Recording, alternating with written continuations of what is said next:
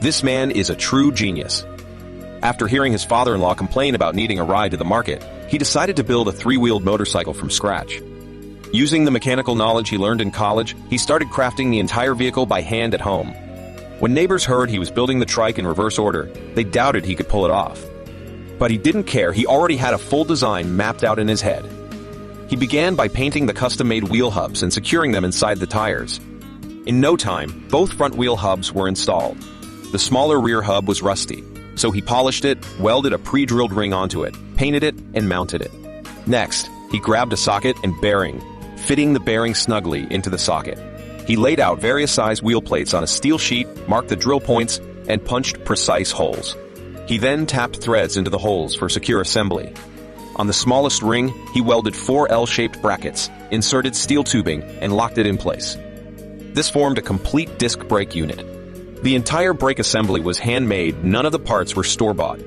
His movements were smooth and confident, barely making a mistake. Soon, he had built 3 disc brake assemblies and 2 knuckle-style steering units. He welded on small components to complete the suspension and steering system. After painting, he mounted pre-cut acrylic panels onto the brake assemblies. Each screw hole was carefully tightened before installing the panels inside the tires. Then he took square steel tubing and welded it into the motorcycle's chassis frame. No expensive tools, no pre-made blueprints, just auto-repair knowledge and a deep respect for the craft. Once the welding was done, he secured the steering assembly and knuckle joints. To make the chain drive the wheels, he built a crankshaft, connecting rods, and a sliding chain sprocket. He welded each part onto the frame one by one. 2 iron plates were added to refine the steering setup. He mounted the gear and steering column, then installed the handlebars. The front wheels turned smoothly and were easy to control. Next, he installed the engine and welded its support bracket. He connected the rear wheels and chain, added the seat frame, shock absorbers, and disc brakes. He adjusted the chain tension for optimal performance. Then came the brake pedal, throttle pedal, exhaust pipe, cooling fan, ignition switch, fuel tank, steering wheel, and battery. He double-checked all wiring and parts to ensure everything worked perfectly.